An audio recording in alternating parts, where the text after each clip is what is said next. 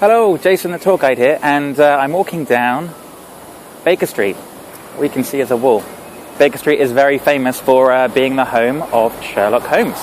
Before I came out of the station, already you can see a lot of Sherlock Holmes imagery on the tiles in Baker Street Station. As soon as you come out of the station, you see a very big statue of the man himself. And I'm coming to Baker Street now. It is 250 years old. A lot of people come here because it is the home of the world's most famous detective.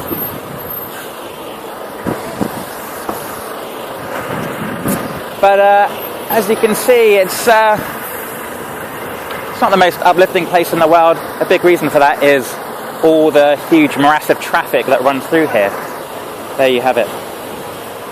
And a reason for that is 250 years ago, London typically is very small. We have these small medieval streets. But here they decided they were going to build large streets, so the dukes that owned all this area, their views to other bits of London wouldn't be spoiled. So that translates to now it's a huge traffic artery. The reason I stopped walking is because just over the road is the Sherlock Holmes Museum, so people who come to Baker Street aren't disappointed. So there is a lovely old Georgian house there behind the traffic. They put a plaque, a fake plaque if you will, for 221B Baker Street, Sherlock Holmes Consulting Detective. So the Sherlock Holmes Museum, they have lovingly recreated his house in there. So you can see Dr. Watson's offices and his landlady's rooms as well. The fun thing about Baker Street is that house wasn't part of Baker Street back in the day when Sir Arthur Conan Doyle wrote the stories. In fact, if we walk to 221 Baker Street,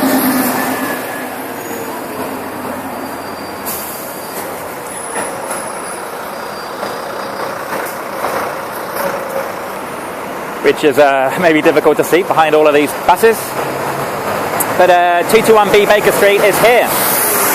It is an apartment building. It used to be a bank, very beautiful Art Deco building with that fantastic bell tower on the top.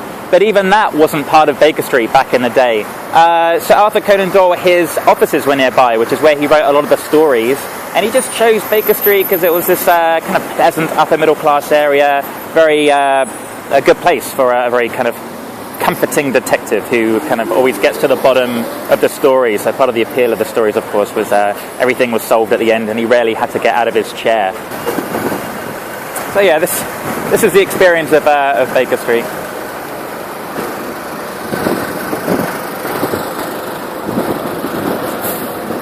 So that's where all the traffic is and where all the tourists are. But you're with the tour guide. So I've just come a couple of blocks over where it's a lot more peaceful.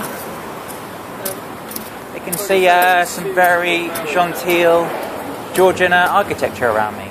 In fact, good timing. In this bed of marylebone, you can see these lovely mews, these little streets that used to be old horse stables and little accommodations over them, which is now very expensive housing. Here you got this lovely old Georgian building with bricked up windows. I enjoy telling people this fact a lot. You used to have to pay a window tax. So what did people do? They bricked up their windows.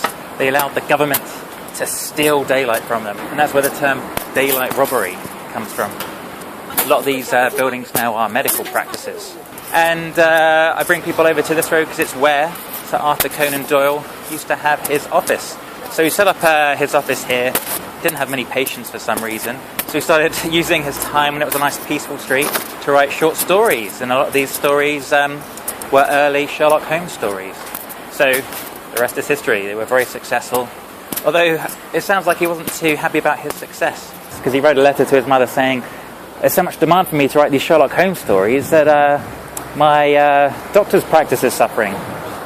Sounds quite ironic. A lot of us would love to be a successful writer so we can get out the rat race. And I'm just coming up to that house now. Number 2, Wimpole Street.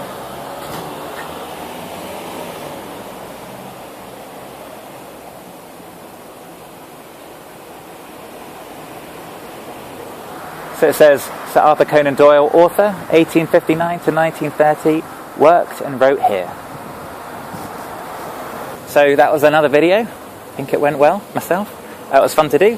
And I'm going to make a few more, so if you want to subscribe to the channel, give us an upvote. and see you soon.